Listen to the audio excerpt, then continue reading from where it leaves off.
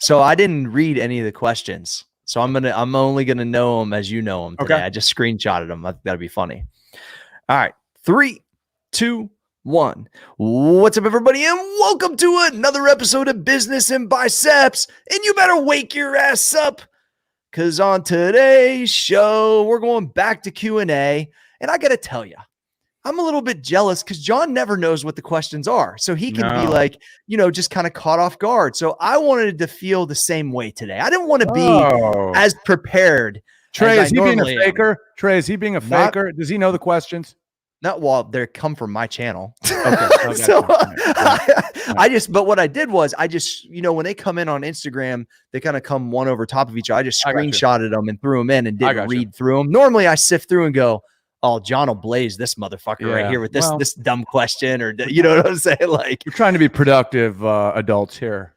Yeah, we're trying to be. So, John, I know that you've been changing your screen name for people that watch it live. Absolutely. And today happens to say Michael Corleone. Yes, I think it's necessary, and I'll tell you why. Please tell me why. So a lot of people under the age of 25 have never seen The Godfather. And to me, that's a fucking problem. If you've never seen The Godfather, that's borderline blasphemy, right? So if you're Italian, it definitely is. Well, if you're anybody, it is. And Miguel Corleone from Corleone, Sicily, was one of the greatest characters and one of the greatest thinkers and leaders in a movie. So I am personifying him today. That's why you see that on the screen. Okay. Look just like him, Fosco. Not really. Talk about Marlon Brando, just a beast in that role, huh? Oh yeah. Marlon. So I'm actually Michael is Pacino. That's right. I'm sorry. Yeah. But Marlon Brando's. I mean, that's like a epic, timeless role. You could argue that that's one of the best roles of this century, literally. Yeah. I'm sorry. I was going Don Corleone, not Michael Corleone. Yeah, exactly. Right. Exactly. Yeah. So listen, if you have not seen The Godfather, take your fucking ADD video game playing ass and hit pause on your online cheesy screen name and sit down for fucking 3 hours and do yourself a favor. Watch a masterpiece. You might learn something. There it is. You might learn something. You fucking degenerates. Let's go. All right. Question number 1. G, do you think Fosco will ever change his handle to Fit Fosco Fitness?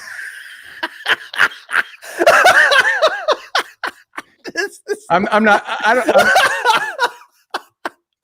I can't grace that with an answer. I'm not. Listen, he's trying to poke.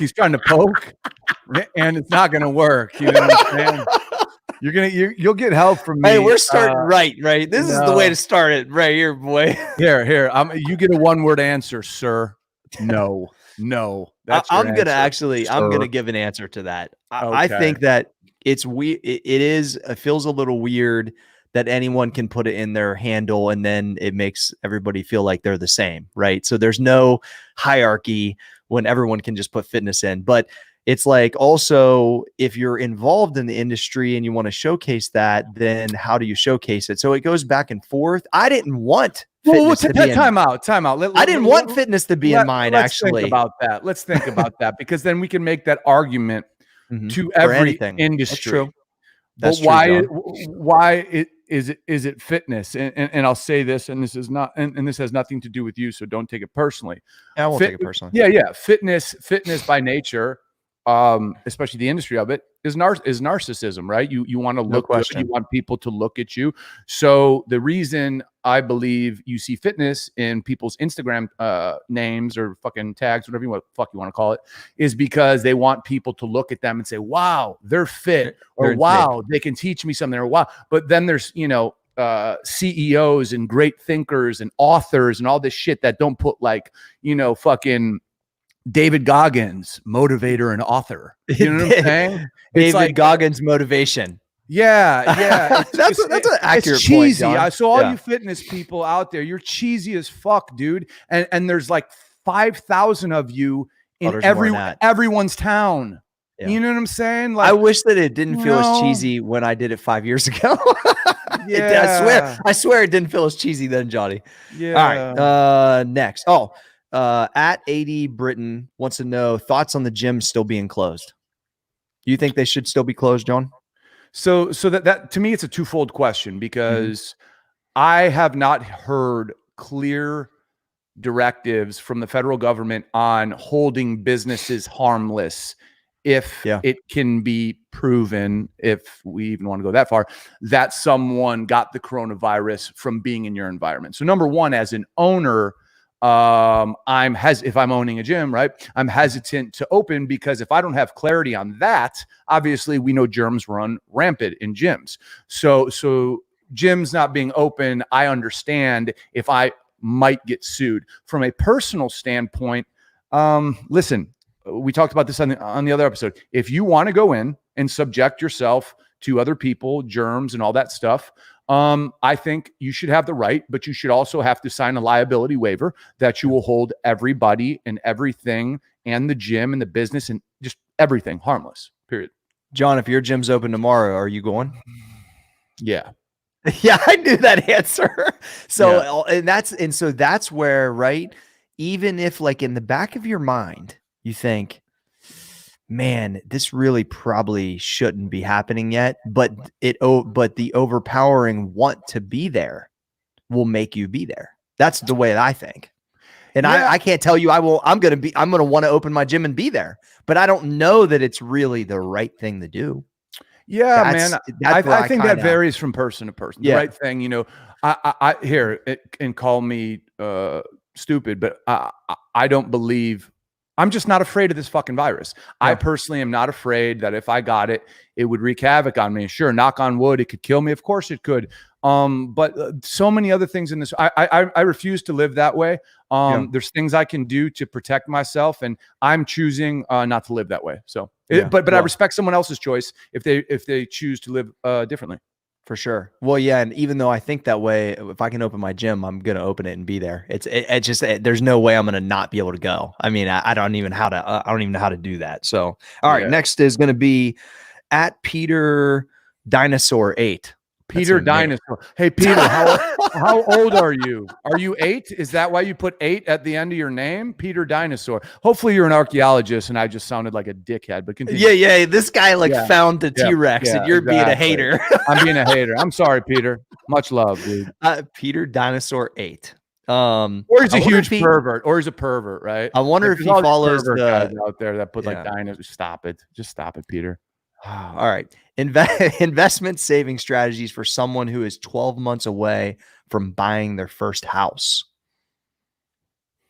Okay. I would say put as little down as you can. Yep. And focus on the interest rate when buying your house, because that's what really matters. Different climates yield different interest rates. We're in a great period right now of extremely low rates. So now if you do have if you have a good job and you have a financial backbone, now is a good time from a rate standpoint. It may not be the best time from a property value dipping in the next 6 months standpoint, but I'm not going to go there. So if he's talking about investing, I mean, it sounds like you're making a pretty fucking big investment right now, buying your first home. So I like the way you're thinking though, because if you're thinking like, okay, and I don't know he's thinking this, I'm going to assume I can put, let's say as opposed to putting 40 grand down, as opposed to putting 40,000 down, I'm going to put 10,000 down. What should I do with that other 30,000? I think right now you look at companies, and there's a lot of them still that got beat up, and they're still beat up for no reason, for no good reason. Listen, we all could talk about the airlines and the cruise ships and retail, and it's a waiting game. We don't know how they're going to come back, and obviously those stocks, oil stocks, all this stuff. But there are some very, very good companies that just got throttled just because the market got throttled, and they're still down 30-40%. So I would focus on a mix of equities. Yeah, I like that, John. I think I don't remember understanding how important, I bought my first house pretty young, but credit rating is so important too. And I don't know that, right, Johnny? I don't know a lot of people that maybe this, it depends on how young he is, but like maybe this early in the process, they get to, let's say, the lender, and they're going through the process and they realize they have some doctor's bill that was $70 that they never paid, but is reflected on their credit. Things like that happen to a lot of people because they don't pay attention to it. Yeah, absolutely. Right. And I thought, I remember you mentioned something like that. Yep. And so basically it's like, you have the money, you've got a job or multiple businesses, but you got this thing that tanked your credit by 30 points just because you weren't paying attention to it. And then what that does, it fucks up the opportunity to get a good rate for a long period of time. So if you have 12 months, I would make sure that you've fine tooth combed, went through that, see other things that you can do to maybe reflect even a better credit rating over that 12 months, get yourself pre-approved, look at, like John said, if you're putting some money down, see what's the opportunity at the, what is a Fannie Mae, FHA, whatever. Some of them can do 0% to 3%. Look at all, understand all of that. I can honestly say, I think I was so busy building, my personal training business back then. When I went to the lender, and I really just didn't do my homework on that stuff. I didn't know what credit rating I needed to have. I didn't know how much down. Like I was really, I really hadn't. I mean, you have to start the process somewhere, but I would have done, now going back, I should have done way more research to understand where I needed to set myself up as a young professional walking in, Ray's about to, get pregnant or whatever. And like, I'm trying to start this family, but I just didn't know all that stuff. And there's so many resources. You should know those things, I think. Just going off that before we end it, the best thing for a young person who isn't sure about credit and all that stuff is to go to your bank that you hold a checking account with and get a credit card with a $500 limit, a $1,000 limit. Yeah. And start. And here it's this easy, guys. Just make your payments on time. Just make your payments on time. That's it. And we've talked about this before. Your credit will get dinged more if you pay off your balance in full. And think how stupid this is, because banks and creditors want to see how you can manage debt, and managing debt would be, I have a $300 balance, I paid $150 towards it. They want to see how you can carry it.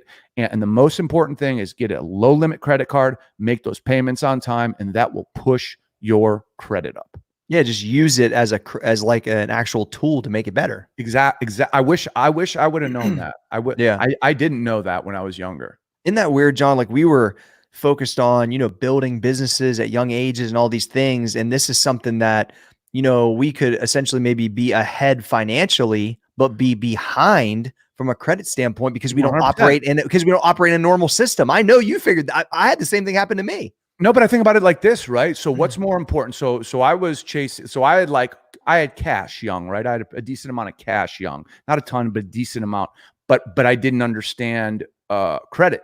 So what's more important if you want to go and make a mark, let's say in investing in real estate, in the stock market, credit rating or cash? Credit rating is, because credit rating is making liquidity and cash available to you. So if you have a good credit rating, you could go get $200,000 and you could go buy 3 properties. Yep. You know what I'm saying? I couldn't do that if I just was a 21-year-old kid with $25,000 in cash, because my credit's not high enough, so no one's going to lend me the money. So you can make an argument that buying power and higher credit, if you're an aggressive investor and you have that kind of brain, is more important than cash on hand when you're young. Yeah. What a valuable topic. I don't think we've ever talked about this really, or it's been a really long time, right, John? Yeah, absolutely. Okay. From @ScottRoebuck, it is, what has been your biggest motivation to keep that dog mentality? Like that I'm gonna eat it all, go get it. Yeah. I don't need motivation.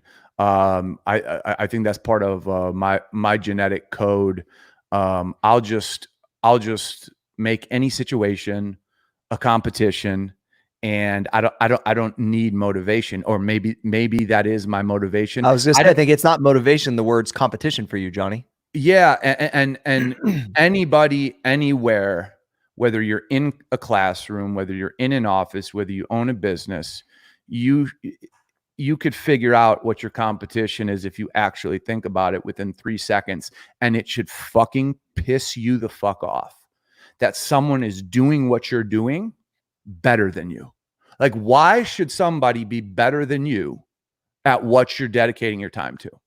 I cannot accept the idea of that. Now, are there people in this world that are better than me? Yes, but I still can't accept the idea of it. Hence, it pushes me. You know what I'm saying? That's like amazing. I can't accept that. I refuse to accept the idea. That's like a great inside look at how you tick right there, Johnny. Yeah. But the fact that like you can, if you're in a situation and somebody's in your mind essentially beating you, that then takes your, like, whether it's hours you'll put in or hours of research or whatever to an entirely different level. Dude, put it this way. I would way rather have competitors that are in close proximity go out of business, watch them lock their doors, and I sound ruthless, but you know, everybody loses their job, all this stuff. I would way rather see that than have someone send me a check for $250,000. You'd rather see like and win. I'd rather see them have to board the fuck up and know that the worst thing they could have done was compete with, you know, something I'm involved with. You sound like fucking what like Rockefeller used to say, bro. That's like some shit like from the old days. That's how them dudes were. They tried to put each other out of business, remember? Yeah, I mean, yeah, it's just what it is. I like it. So really, if you think about it, John, you never really think I need to be motivated. You're thinking, okay, where's the competition at? Absolutely. And if that changes, I need to change what I do. Well, no, I think that's cool because I think that's the first time we've talked about extrinsic motivation, which a lot of people go get. It's watching things, it's watching these type of things, it's, you know, certain quotes or whatever. And that's not really what moves you. So what really moves you is the fucking competition, which is, I mean, absolutely. You know, and people can manufacture that or it can be real. Either way, you can create it so it keeps you more motivated. Yeah, there's always somebody, if you're in business, that if they were not there, you would be getting more. True. So yeah, I like it. Prefer them out of the way. For me, I think it's really just leaning on why I do this in the first place. My motivation really comes from the body of work that I've always wanted to accomplish, what I wanted to create, who I wanted you know, eventually be within the industry or provide and teach. And I just think like my body of work, you know, was going to be a lifelong pursuit. So, you know, I'm maybe more or less motivated from day to day, but I think there's a baseline of motivation that's always been at a certain height. And that if I try my best to be at that baseline, even when I'm not feeling it, sometimes it's going to dip lower and sometimes it's going to go a little bit higher. But having like super high and lows, I try my best not to have. I try to have a baseline of motivation from a standpoint of like productivity that I can come with. That's kind of how I operate on a regular basis. All right, next question. K86 Get Fit wants to know thoughts on 2-days during quarantine. Have you done 2-days during the quarantine at all, John? I have not consistently, but listen, I think it's great. You know what I'm saying? I mean, there's time. Everyone got time. And it's a steward to your mental health. So working out twice a day, if your body's being supported with the proper nutrition and you're not overtraining and you're not like hurting yourself, I think that's great. I think it also gives you something to look forward to twice a day. And yes. Quarantine time is challenging. And if you can do twice a days and your body's up to it, fucking more power to you.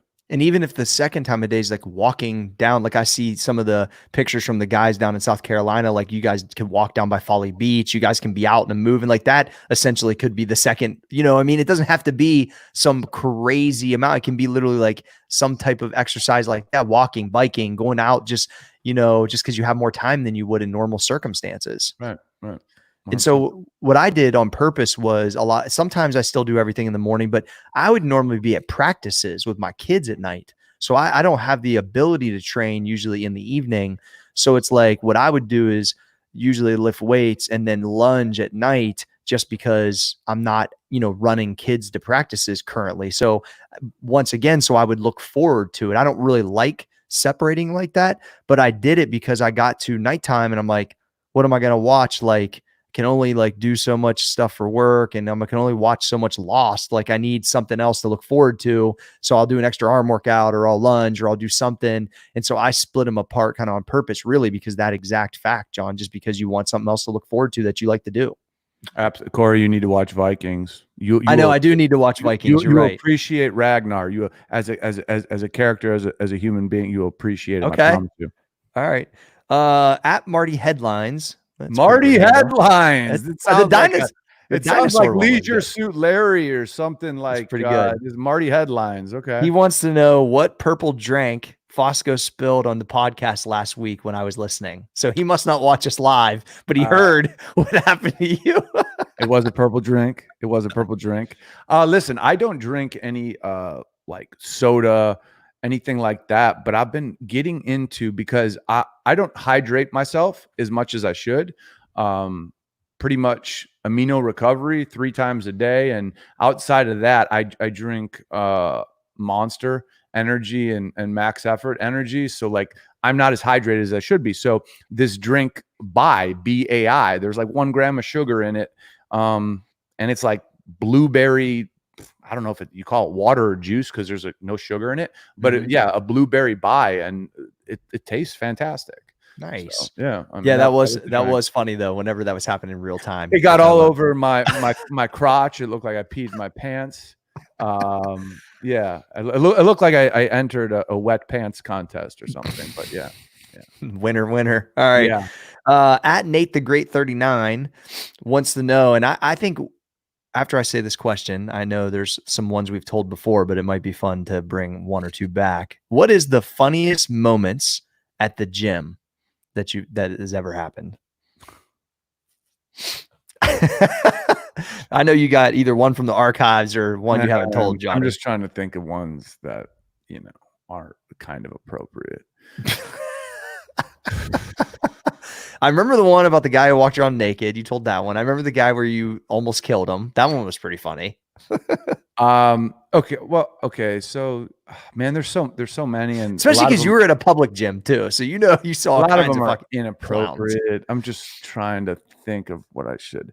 I think. Okay. So, used to work out with these guys who I did learn a lot from, and they were all like bodybuilders who competed on a high level, and prior to their workouts, they would inject a lot of fucking steroids. And as someone who's it's like a daily thing, every workout, every workout. And so here's the crazy part. So number one, before we get into the injection process, they would also all take Viagra right before the workout. Shut the fuck! What? Listen. This is a very popular thing amongst bodybuilders, because think about it. What Viagra does is it makes your heart pump out severe amounts of blood, so your pumps are insane. So it's not just your dick; it's your pumps are fucking insane. So they would all take Viagra, which is amazing. And then after that, they would go in the tanning rooms and they would spot shoot. So because they were okay, go ahead. So like if they're dude. Okay, so this one dude, he was spot shooting. Dude, it was like, okay, so a bottle of fucking steroids is like typically 10 cc's or 20 cc's. He took half the bottle. I don't know if it was 10 cc's or 20 cc's.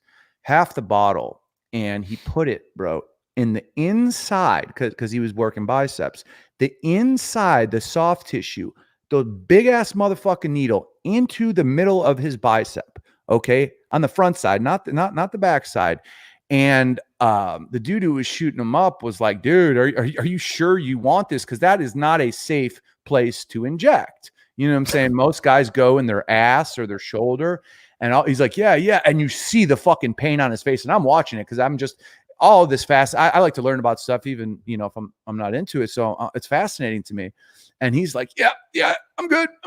And the dude pulls out the needle. And I swear to God, like your heart pumps blood shot about 8 feet and it hit the wall in the tan. Dude, like a heartbeat, heartbeat. Boom, boom, boom. And I was like, grab a fucking towel, dude. Like it was I don't know if it was the most blood I've ever seen, but it was crazy. It was shooting across. So yeah, these dudes are fucking serious. They're about it, you know. So hold on. Let me ask a couple follow-up questions here, Yeah, John. yeah. I'm picturing a bunch of Zubas wearing, you know, spaghetti strap tank top. Yeah, there was some spaghetti straps. Right. Okay. Trey's laughing in the back room. I can see him. So I'm picturing, and then you guys are all huddled in the fucking tanning bed room, and this dude's jamming a needle, and you're close enough that you can see it. So I'm the GM across the room. It's squirted out of his arm. Like, what's happening right now? So I'm the GM of the gym. So because it's my gym and we have 11 tanning beds, 8 of them were in a certain spot, but then there was 3 and I shut all those 3 down. So as I'm ready for my workout, I go back there, you guys ready? And I'm watching it because he's like, dude, he's going to spot shoot it in his bicep. I'm like, what? I'm like, you're fucking nuts. And after they took their Viagra, he sure as shit did. And I've never seen blood shoot like a heartbeat shoot across a room. Wow. That's impressive, John. Dude.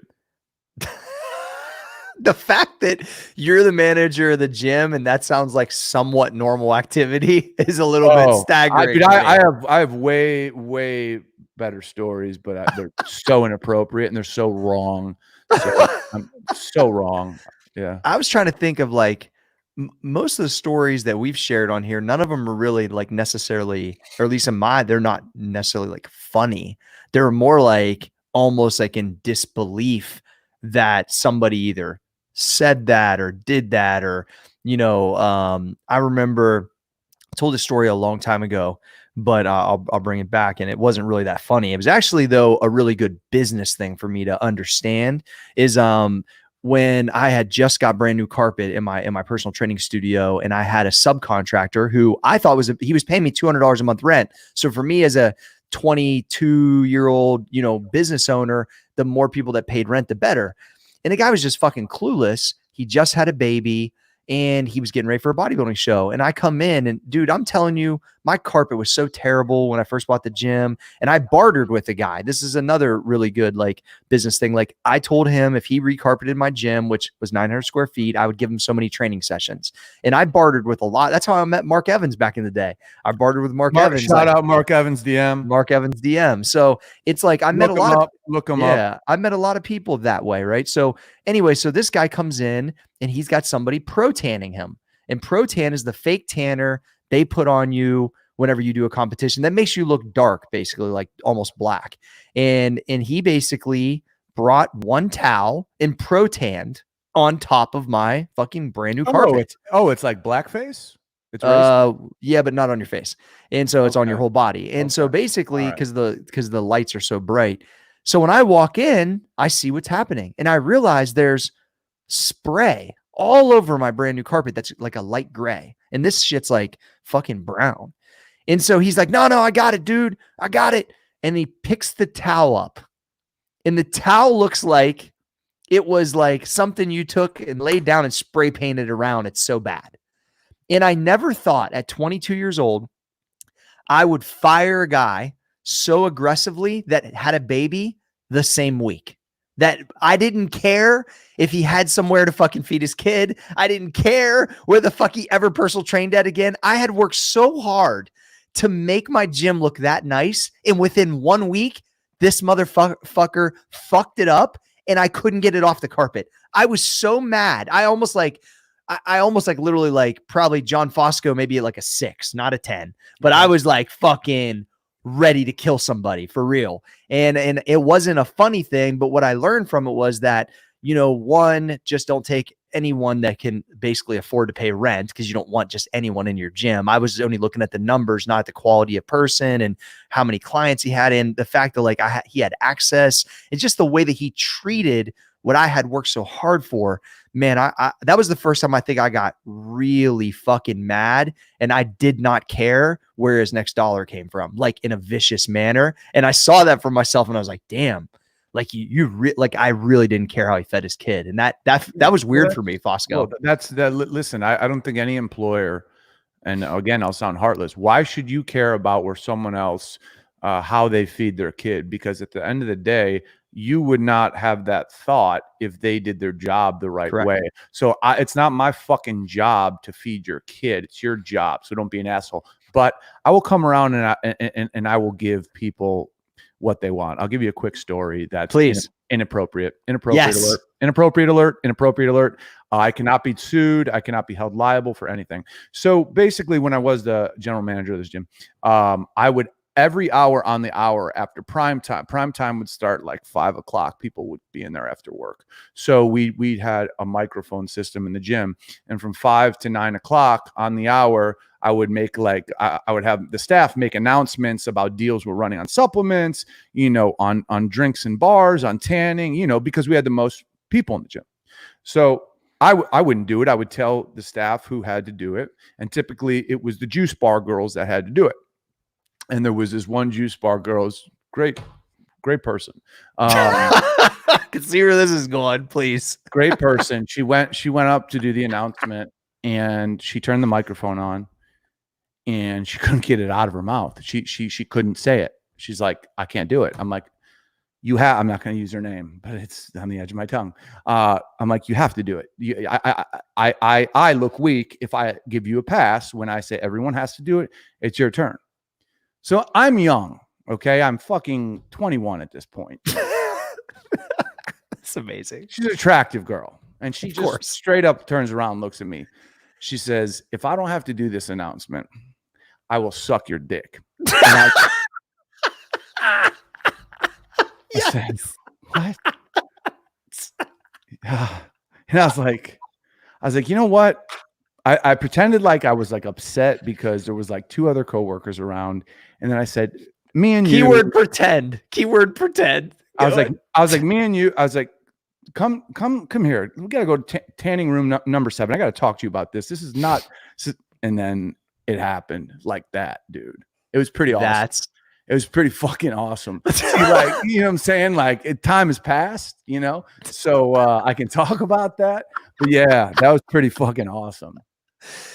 Let's like a champ too. We all know there's levels. Like a champ. Like a champ. Okay. I'm talking like I walked in the room and I couldn't see her. Why? Because she was on her knees ready. Dude, it's amazing what people do not to public speak. Here's the other thing is what I had. God bless America. What I think about is the fact that, I'm just guessing, this is nothing against you personally, but a 21-year-old John Fosco giving him the keys to a gym, like somebody, obviously your sales numbers always got hit, baby. The numbers. See, that's what it does. It goes to show that you probably should have never had them, but I never should have had them.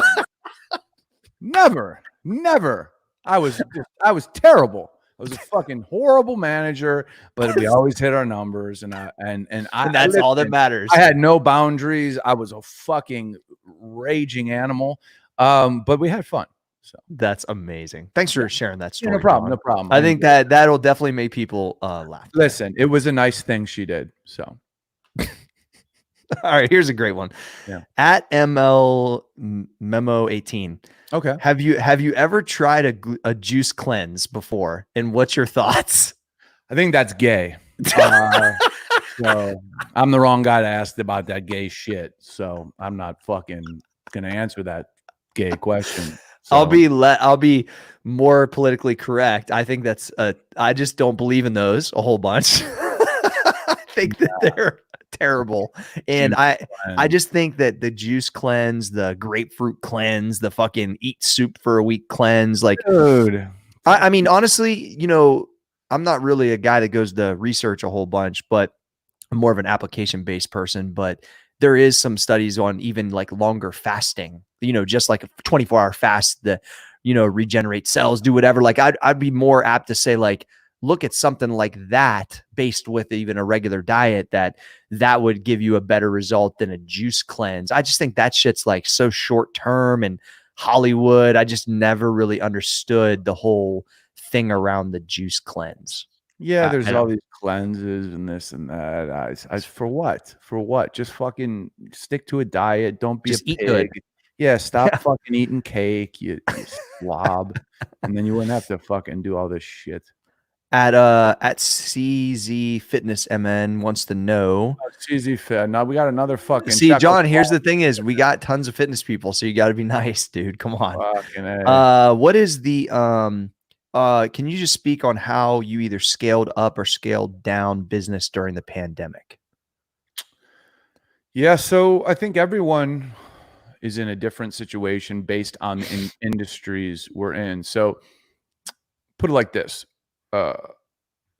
When you were in other recessions, when people were in other recessions, they were either over leveraged, under leveraged, and I believe, sure, when consumers don't have as much money, you're going to take a hit, but it was way more manageable. A large part of this incoming recession, and I believe the pain is coming, was caused by, I don't want to call it the rule of law, but it kind of was the rule of law. You know, you're quarantined, you're shut down.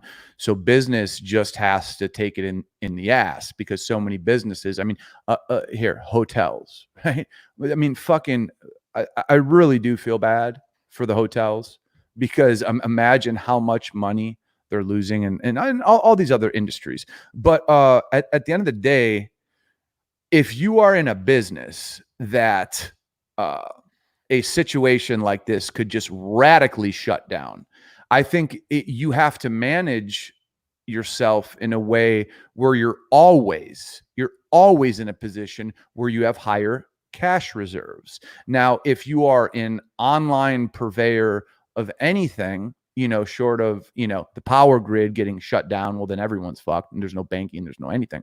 Outside of that, like you don't necessarily need to have these cash reserves on hand. So here's how you scale up and scale down. And I'm an asshole, but here's the truth. People, right? When you don't need people, you have to let them go. When you let them go, that opens up fucking cash flow, bro. So people have to get furloughed. They have to get laid off. That's how you would scale down. But here's the thing.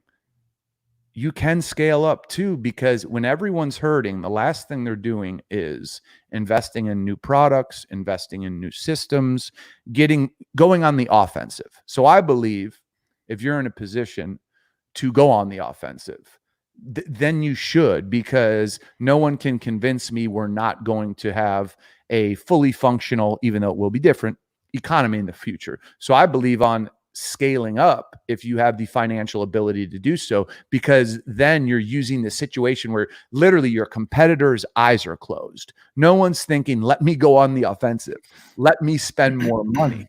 So that to me would be how you scale up. And scaling down, you got to release people. I think understanding this is possible will always now be in everyone's brain for the rest of the duration. Understanding that, you know, if we have a physical location like a CBD social, that as soon as the cruise ships don't show up, no one's traveling, people can't be out, they can't walk in the door.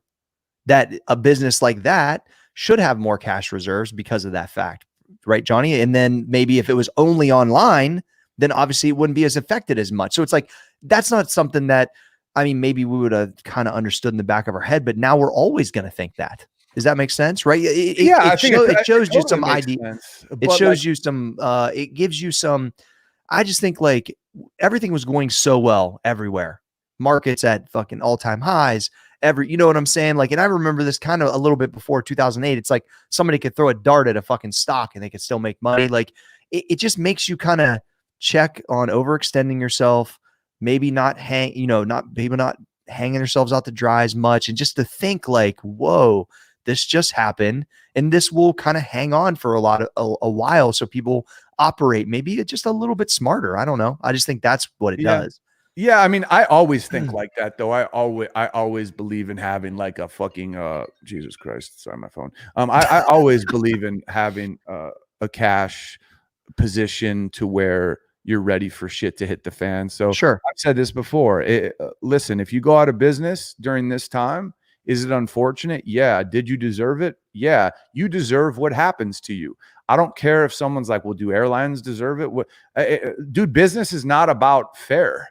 Like if it happens to you, you deserved it. You could have done something to be in a different position and you didn't because you didn't think bad things would happen. Business is unfair. I just think if you really want to be in this game for the long haul, you have to think like that. And part of thinking like that is always having, let's say as an owner of a business, always having fucking a cash position. What does your cash position mean? Your cash position means that you can provide a backbone for your business.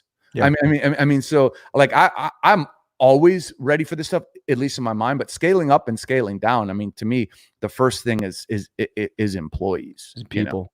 Thinking about that too, John. I was watching a guy talking about very similar thing that you just said, and he's like, look, if certain industries were so overextended that they couldn't make it 30 days, they shouldn't make it.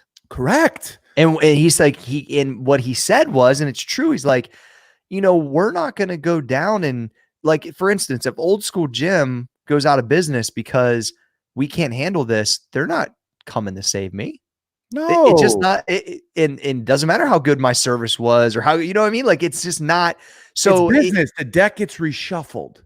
Yeah. And so that right there is where stuff's a little bit off right now because of that. And I agree with you. I mean, that's where it gets like, I don't know if it's political. I don't know if it's just the business 101. I don't really know what vein it falls in. I think it falls in this vein. I think it falls in the vein of, why shouldn't I be able to run a hardware store in my town, provide a decent living for my family, and why should I have to deal with this?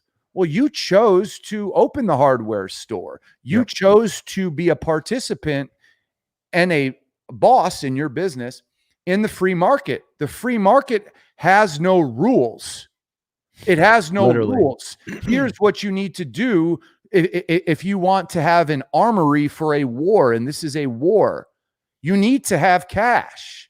You need to have access to capital. However you do that, and you need to know that. And if you are a business owner, but to you being a business owner is just providing for your family, that's great. That's a thought. That's not reality. Reality is the free market is shutting you down. So nobody wants to hear it's not fair. Well, everyone can say that. And if we all got together as business owners and said it's not fair, what would change? We would just go out of business faster. Yeah. That's just the reality. You're right, Johnny. 100%. No one's coming to save you. No, but somebody's coming to save certain people. That's what's happening. Yeah. All right. At DWilly45 wants to know some tips on growing a company in a reset industry. Make yourself stand out or do what works. Make yourself stand out or do what works. I don't know. I think you got to do both, right? Yeah. I mean, in a reset economy, I think exactly what we're talking about. Look at the sector or the vertical of business that has the most businesses going out of business, and look at why they're going out of business. There's going to be a common theme. And so like a strong vertical in business is never going to go away. It may adapt or change. And I would zero in on what's going on in this area. Oh, this is happening. Okay, here's how we can take it. Because when you have so many companies losing their business, there's a large amount of customers who are now saying, who's going to get my money for this service or product? So you got to step in and figure out why they went out of business and go into their business, if you so choose, with a strategy that's much, much different than theirs. And honestly, make it technologically driven, make it low overhead driven. Let's think about the big company. I think the big companies here are going to come out as winners, because as opposed to being on Fifth Avenue in New York with an office of fucking 800 people and having an office in Seattle and LA, now you literally can justify like having, an office for 50 people, right? Which is going to save you fucking millions and millions a year, and having people work on, teleconferencing lines. You know what I'm saying? That is massive. But then on the flip side, what's that going to do to, people who are own office space and Real estate. Yeah. commercial real estate in non hot spots. So, we just got to think about what are companies going to do, especially public companies. They're always trying to grow profits. If they can justify it now that people can work from home and everyone would be like, yep, that's safer, they're going to do it. They're going to do it. It's going to create more profit. And think about it. They just had a test run. The whole world did. And it seems like it's, you know what I'm saying? Like, I think that's going to happen. So even when I thought about, all right, people are buying a gym membership, right? They're paying whatever lifetime or, like the MUSC, like some of these overpriced ones, like old school is like $30. So no one's really tripping on that. But like some of these ones are pretty heavy. And, people are going to evaluate, one, whether they're going to go out that much. Two, they're going to invest in home equipment just in case something like this happens again. They don't ever want to be like without the ability to train. Like that is going to change that entire thought process of the gym, I think, completely. And so I have to figure out as a fitness guy, how do I, or a supplement seller, how do we put ourselves in that kind of market? We're not selling within retailers, which was huge for Max Effort, because if they couldn't go to the gym and they couldn't go to GNC, how the fuck are they going to buy the product? By the way, it'd be sitting there selling to no one, taking up space, taking up cash flow, right? 100%. Instead, we, as manufacturing is a little slower, but as soon as product hit, the need was there. Because guess what? The demand of workout time just went up because people have all the time. The ones that are still motivated, the just access of, information for home workouts obviously was good for my online business personally. And it's like, you have to think like, 20 years ago, it was, I'm taking $20 to teach somebody how to do bicep curls. Well, this thing has moved so many different directions since then. And right now it just moved a serious direction. And if you're online based, and you got the platforms already built out, or you're not, pushing to move it, you could potentially get left behind for the next fucking stratosphere of what this means, bro. I would highly recommend when it comes to like a space, if people are trying to think about things to put their mind on, hygiene and cleaning. I think there's going to be widgets, there's going to be little products that people are going to now put into their budget for hygiene and cleaning, and it's going to our initial brain, it's going to sound like overkill. But then this new normal that we're going into, it's not overkill. You literally have to disinfect your screen every time you deal with a customer. You know what I'm saying? So just think about that with your cell phone. Think about that with anything you touch often. Think about that with money, right? I mean, there are things. It's a new normal that's going to be real, bro. It is. Yeah, and that hygiene sector is going to, I think, become a monster. Yeah. The first, I usually buy a lot of stuff and kind of hold on to it, but the first stocks I sold was the real estate REITs I owned as soon as this happened, because I thought everyone's working at home. Who the fuck? How are these big companies going to keep paying for these massive buildings? It's just not going to be. Well, and the small business is paying the rent. A lot of REITs, own, small business. Yeah. So yeah. But like I own some of the ones that were like the the outlet malls and shit like that. Like a lot of those retailers are going to be struggling to keep paying. They're fucked. Exactly. All right. Here at JR276 wants to know, how would you deal with being laid off during this time, which is real for a lot of people, Johnny? I think the only way to deal with being laid off in this time is a couple things. One, you must maintain positivity, like you must. So I think this time is trying enough when it comes to mental health. Being laid off, I can only imagine how tough that would be. You have to stay positive, and you don't mourn. Immediately go into a solution. Immediately go into your Rolodex. Immediately go into past jobs. You do not have time to share your despair with people, and people frankly don't care. So what I would do is I would immediately go into solution mode and keep a positive attitude. Because what happens is when people get negative, they don't want to talk about solutions. They want to keep talking about the problem. And that, my friends, is cancer. And that will keep you exactly where the fuck you're at. So I know it's hard, but these are things you have to do. You have to do them. I think that's really great advice. First thing I thought was you got to go Marshawn Lynch.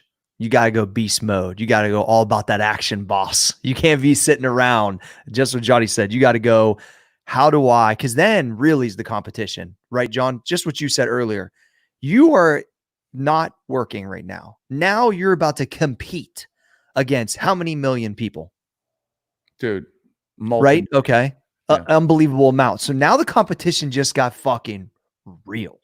So the guy who's sitting there mourning, drinking, upset, blasting Facebook constantly about how pissed he is about his employer, that's not the guy.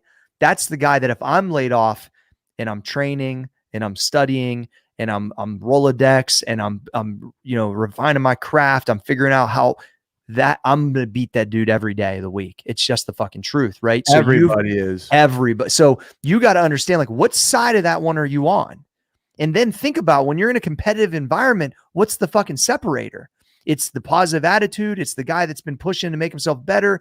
Look, no one wants to have no work.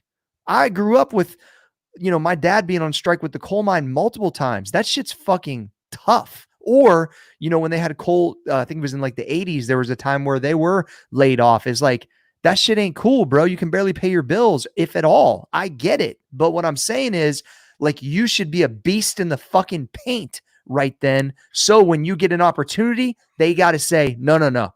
It's that guy. I don't even give a fuck about the other 1,000 motherfuckers that have put in for this job. It's fucking that guy. Because I'm going to tell you what, if my family was in that position, motherfucker, when I'm going in to get that job, I'm coming out with it because I got to survive. That's the way you got to be feeling in my mind. And nothing is out of bounds. So take your ego and fucking throw that bitch in it. Nothing is out of bounds. Let me tell you real quick about this fucking guy. There's a guy who's homeless here. His name is Keith, and he's always smiling, and he always remembers your name, and he will not ask for money. He will always come up, and he did this the other day.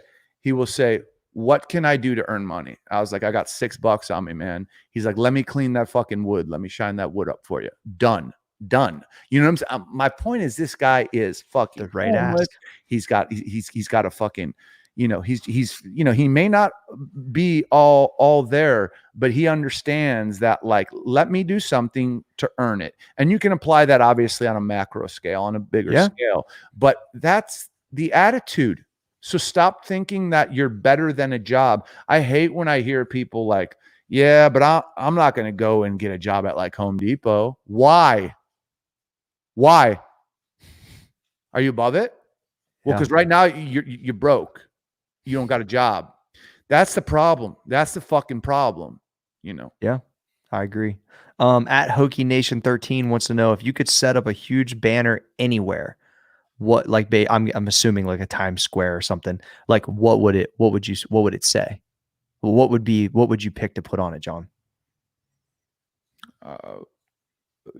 From like a personal standpoint, I would say like maybe it's like something you would want to get out that everyone needs to know. That when I think of questions like this, I think it's like something that you found out that has allowed you to be John Fosco that you think the world needs to know. I mean, I'd probably split it, right? It would probably be one, please take this seriously. No one gives a fuck. No one gives a fuck. No one cares about you. Okay, so just stop it. No one cares about you. And two, you can't give a fuck what anyone thinks. And these people have heard these things a million times, but for some reason, people battle them. No one gives a fuck, and don't give a fuck what anyone thinks. And if you could say, yeah, bro, as opposed to fucking putting that as a quote on your Instagram, no, try to live it. If you try to live it, dude, the impact is fucking ridiculous. It's fucking ridiculous. But try to live it as opposed to share it out and tag your friends. Try to live it. Some people have a hard time understanding. Well, most people, I would say, John, because I don't think a lot of people can live like that, right? That they think like, yeah, it's easy to say, but it's like if you practice it for a while, and it might hurt a little bit, and then it starts to, you get like calloused over time, then it really just bounces off of you. You really just don't give a fuck. But it's like, was there a process to getting to that point for you that you could share with, or is it just like, all right, now I am just not going to internalize any of that? Look at people's intentions, right? So if we're going to talk in the realm of career, work, business, sure, who the fuck is lining up to help you? Yes. Who's doing it? But time out. If you could present a benefit to somebody, are they lining up to try to work with you? And yes. Okay, so self-interest rules the world. I'm not going to cry about it. That's what it is. Reality. Find me someone who's going to come work for you indefinitely for free. No, they want money. They want opportunity. Why? Because they don't have a better option. They want something, and it's about themselves. So we can spin that however we want. Self-interest rules. It always will. It always has. If you view the world through this fucking bullshit lens of no, people really care about each other. Okay, find me someone who fucking wrote a check to someone for $10,000 on a Wednesday just because. That no, people don't do that. You got to go get it yourself. So it's these thoughts and this reliance on other people. Fuck other people. Like, fuck them. But when I say that, don't take it the wrong way, because that doesn't mean you disrespect other people. That just means like anything that you have to get done, you rely on you. Yeah. And if someone comes along and they're fucking Prince Charming and they fucking help it, that okay, Prince great. But dude, don't bank on it. You didn't have somebody ride in on a white horse and grab you up, John? No. Let's tell everybody. Let's tell everybody about our business relationship. It says Corey owns this percent, John owns this percent. Yeah. I get this money, you get that money. That's why we're doing it. Yeah, that's the goal of the business. Right. And we both want to make sure we make our interest. That's correct. What it is. Correct. And great if we get along. Great. Yeah. Great. But that right there is why we're doing it. Yeah, that's true. That people don't like to hear that, though. Isn't that funny? Well, those are the people who are always going to be confused. Well, oh, he's so cutthroat. They're so cutthroat. Dude, accept what is. Accept the real world. No one fucking cares about you. Yeah. Like, what the fuck? What my banner would say is that I think there's a lot of people that never get to really realize, maybe it's not even their ultimate perfect fucking dream. I know most people don't get to realize that, but just even that never really give it a real shot to be and do what they actually like to do. Meaning, like, most people will go through and just, are kind of, their job's okay, or their path of life was, maybe that's what they got their degree in. So they just went ahead, and even though they don't really like it a whole bunch, they still went into that, same kind of thing because it was a quality job or whatever. I just never, was willing to like be okay with that. And I was willing to go into a profession that I didn't know anybody that was successful in, and really just give it hell. And hopefully it worked out. And obviously I put a lot of action around and belief in that, but it's like, I didn't want to have regret as an old man that I just never really gave it hell. So I don't know what the quote would be, but it would be something based around like, you really need to roll the dice a couple times to get your ultimate happiness, to be truly fulfilled with what you really were here supposed to do. Because if not, you're always just going to wonder. And I just never wanted to be the person that wondered, well, what happens if I would have moved to the city and tried to be a personal trainer? Instead, I stayed here and did X job or whatever for 30 years. And maybe I was still able to provide for my family, and still, I don't say I wasn't happy, but I'd still have that piece of, in the back of my head thinking, to me, that would be so heavy that I don't care what age you're at. I think you gotta test it a little bit, even if it's on the side. Like, you got to start to see, like, would my actual like true ability just come out naturally if I was doing something I love to do, each day? And yeah, it has shit around it that's still tough and tasks and whatever. But at the end of the day, like I don't really try to do some of the things like they come out because it's what I was really supposed to do.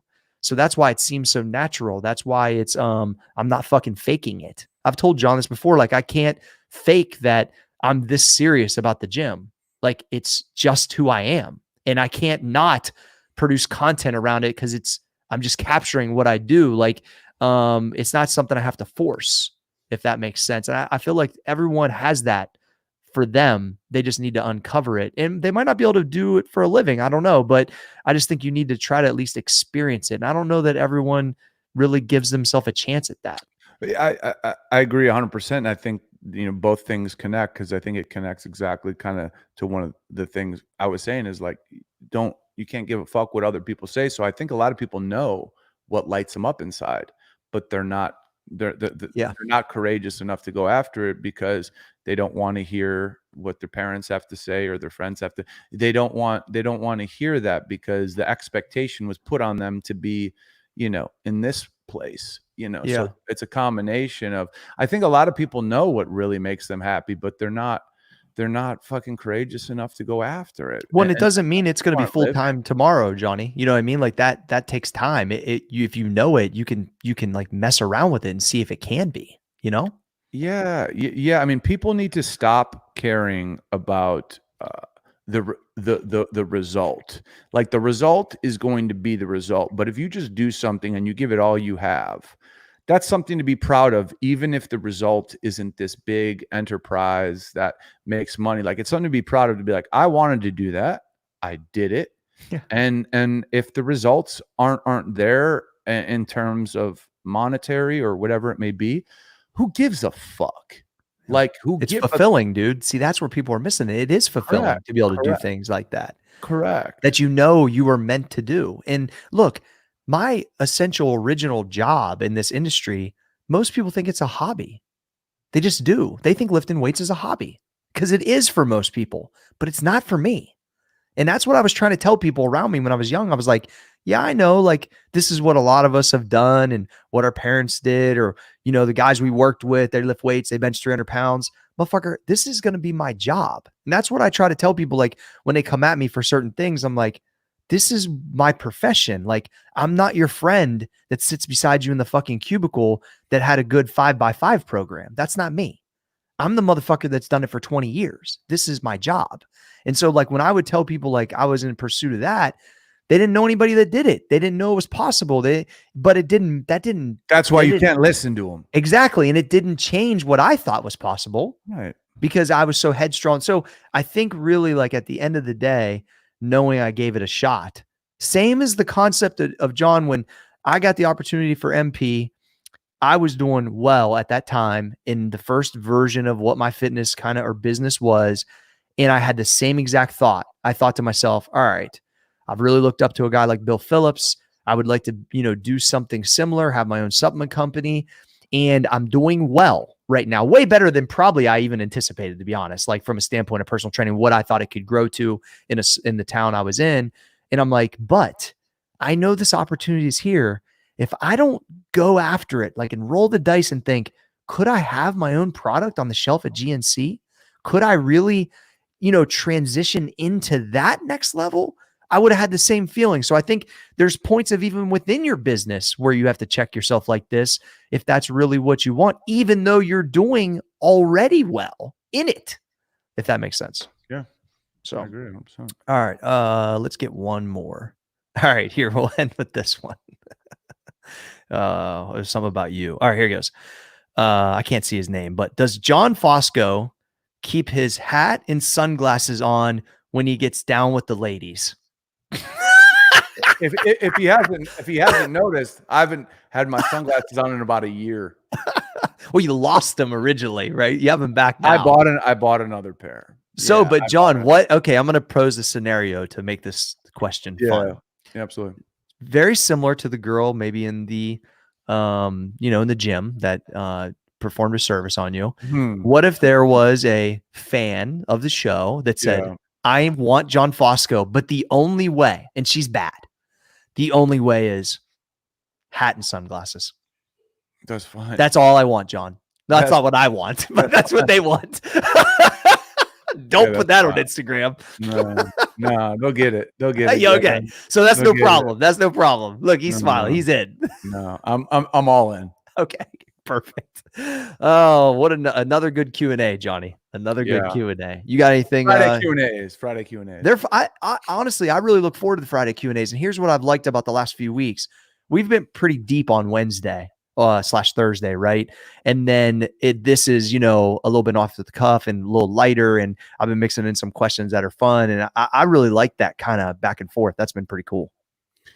Yeah, I mean, I don't know. I think right now, as a time period, kind of breeds some deep thinking. You know what I'm saying? For everybody. So I think going there in general, sometimes people may have a hard time connecting with, but now it's relevant because a lot of people are kind of soul searching. But yeah, the Q&As are fun. I mean, they're fun, and there's a lot of jokers out there, but there's some good questions. Yeah, no question. So you'll be at John Fosco Dinosaur here soon, I'm guessing. Right? No, man. No. You're gonna call it's gonna be I want to know if that guy's an archaeologist, dude. John, are you aware of the dinosaur that's called the Clitosaurus? Have you ever heard of that one? Listen, I know if a woman takes a lot of steroids like testosterone, like her clit gets like I'm serious. It gets like no, I'm aware. It's like a penis. It's like a penis. It's like a penis. And that would be probably its own dinosaur. Yeah, dude. I mean, I don't know if it's a dinosaur, but it's like a fucking hanging fucking. It looks like a bat hanging upside down. Great place to wrap it up. Yeah. Johnny Fosco. Gee, can the podcast be stopped? The podcast can't be stopped. 3, 2, 1. On this episode, it's time for Q&A, and I would call this a fun, but also high quality Q&A, John. Yeah, I think there was some great questions. Like always with the Q&A, the questions are all over the board. So I think that brings everybody into the show. There's a little bit of something for everybody. But yeah, there's literally there's some dinosaurs on this show, and there's some fucking more people with fitness in their Instagram. John being inappropriate with old employees. Listen, I was not being inappropriate. I was just sexually assaulted. I mean, you were sexually assaulted. I could press charges, but that's true. I've decided not to because I worked through that pain that I got from it. Find what pain John worked through. I worked through all the pain. It was good. It was good pain, actually. My eyes are closed. I'm thinking about it. So. Let's go to the show. Let's go.